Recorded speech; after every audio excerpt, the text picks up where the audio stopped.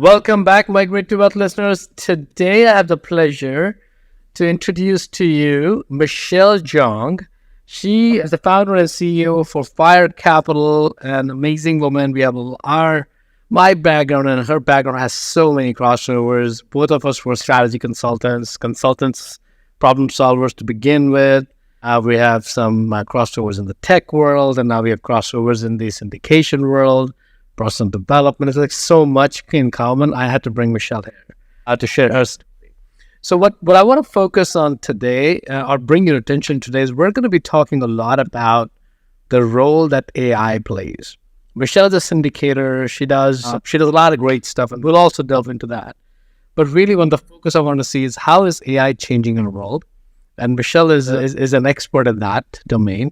Like, you know what, we'll give you some tips and advice on how you may be able to incorporate, not just in your investing journey, but in your personal journey. How can you make your personal lives better with AI? That's what we're going to start with. And then we're going to delve into a little bit more into the syndication world, investing world, which we always do. And then we'll see where the conversation goes. Michelle, welcome to the show. Thank you so much. It's an absolute pleasure. And thank you, audience, for listening in. Hopefully you'll get a lot out of the discussion in terms of AI, as well as overall economic trends and all the other good stuff that we'll dive into today on the call. So I am very confident you'll add tremendous value. So Michelle, let's start with the conversation on when you hear the term migrate to wealth. What does that mean to you? So it's as we had discussed in a previous call. I am actually a firstborn generation American. I come from an East Asian background, Chinese immigrants, parents. And so when I think of migrate to wealth, there's so many different layers that come into it. I think of immediately the journey my parents came in terms of pursuing their American dream, establishing a family here, starting from nothing. And I also think of the concept of wealth in a general idea of that rich does not equal wealth.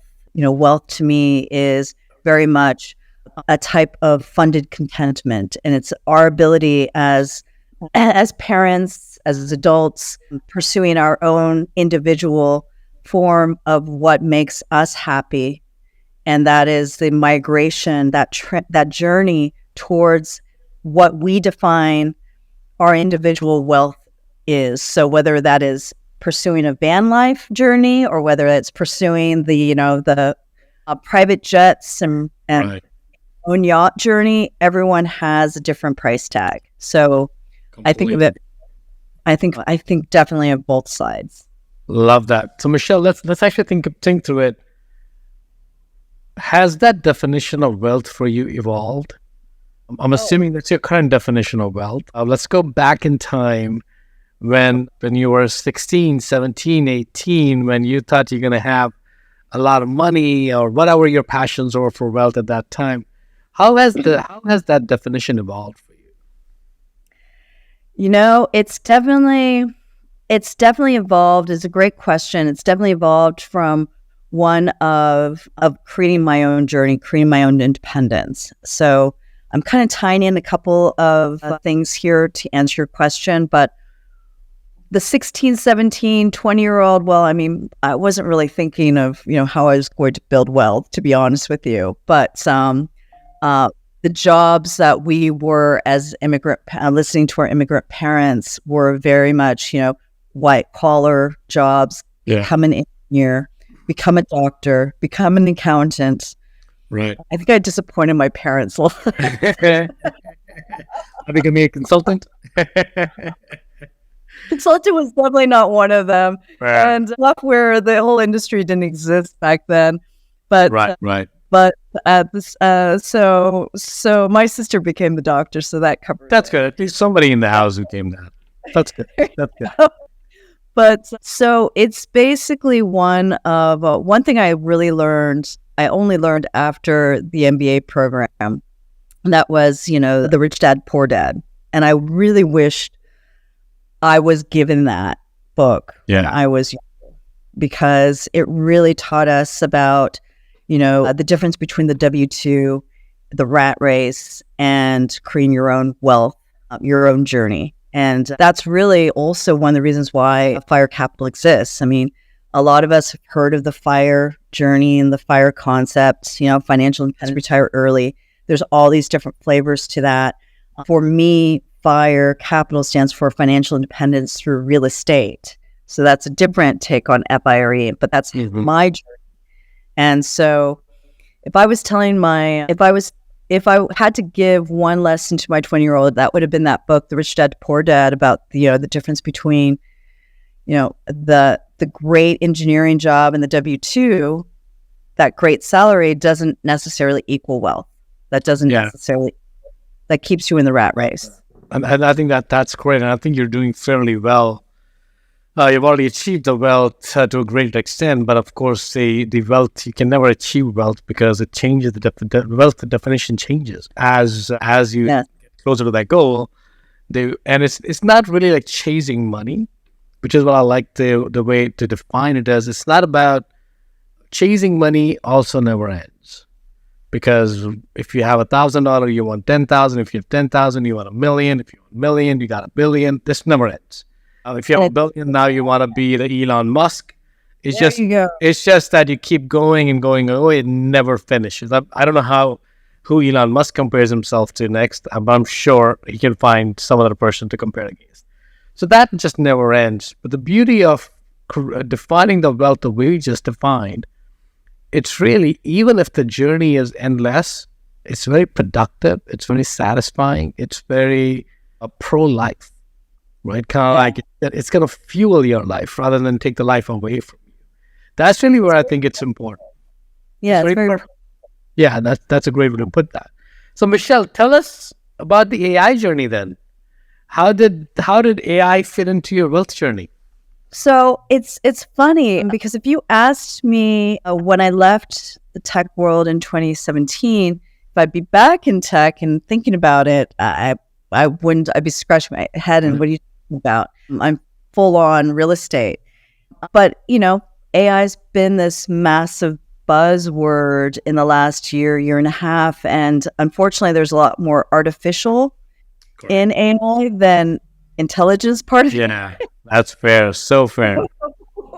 I felt compelled to kind of help people kind of look through the fog that it's presented itself and go, okay, a lot of us are at an age where we've seen the big boom and bust cycles in tech at least one or two times. And so I feel that pretty strongly that this is just another boom that we're going through, and which a lot of folks are just slapping on the AI strategy, just like in the early 20s, people slapped on the .com strategy, and all of a sudden their stock price was supposed to increase by multiples. AI is going to definitely change how you live, work, and play. There's no ifs, ands, or buts about it. For the first time, it's actually threatening more the white collar occupation as opposed to in the past. If you look at all the other human evolutions and revolutions, the industrial, the agricultural, all of these, they put a lot of fear. There was a massive fear factor in this revolution. Some jobs were lost and a lot of jobs were gained. So we're at that pivot cycle right now where there's a lot more fog, there's a lot more fear around that. However, it is true. I mean, it will impact different sectors differently. Last year, there was a huge strike in LA amongst actors because they were fearing that AI was going to replace their jobs, all the B actors' jobs, because they're just going to fill it with artificial actors to lower the costs. If you're around the Bay Area, you're going to see a lot of driverless taxis, Cruise and Waymo, actually just Waymo right now, currently. Right. But, and it's bizarre. So there are different ways that AI is going to address people's needs. I would say at this point, even looking at generative AI, it's meant to enhance jobs right now as opposed to fully replace. Michelle, I'm so sorry to interrupt you. I think there's so many interesting things for the benefit of everyone. can we define AI?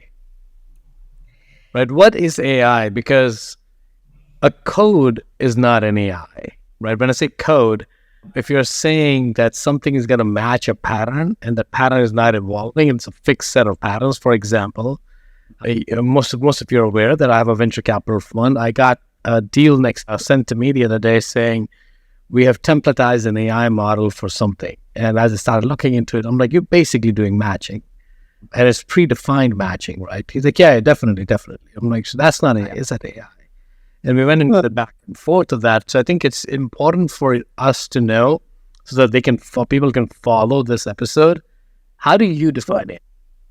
So I consider AI an umbrella. So if you take a diagram, you look at an umbrella, you have on one end the simple rinse repeat. So we're talking about probably something a little bit better than your macros and your Excels. So some of those very simple tools, rinse, repeat, and create enough intelligence around it to basically synthesize and summarize different macros in Excel. And then you have on the very far end more generative, advanced learning language. So we're talking about what I consider, Waymo is a perfect example. It's integrated hardware, software, and also kind of like the patterns. It's supposed to be smart enough to react, although that's somewhat questionable. Yeah. That's the far end in which you are. It's just advanced language tools in which integrates hardware, software. What's generative AI? What's the word generative AI mean? Generative is exactly the word generative. So it basically can learn on top of each other.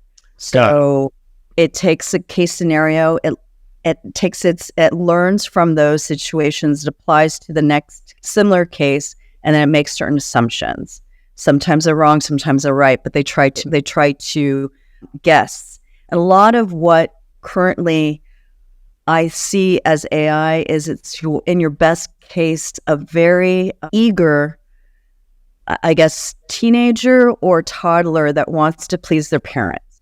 They want what the parent wants as an output or as an answer, and it gives an answer, because that's where the hallucinations, that's where unfortunately the cons in AI exist right now, are those hallucinations. So who is a parent? Who is a parent in that people, somebody like you and I who are using, let's say, for example, everyone's aware of Chat GPT. So let's just use that as an example. Yeah. And if you're out of Chat GPT, you need to wake up from a slumber. It's taken over the AI. That's what made AI a household name now. So if you look at Chat GPT, when we say parent, are we talking about Sam Altons of the world who created it? Or are you talking about people like you and I who are giving it some requests? You and I giving it, any person who's typing a request, they're trying to figure out, AI is trying to figure out, okay, read your mind, trying to read exactly what kind of output you're looking for. Unfortunately, that happen if that software doesn't know me or you? How does it try to please you without knowing you? Or they already know it? Or are you saying that without you even knowing, they already know you? Through use cases. So for instance, you give it a prompt, you say, okay, this doesn't work.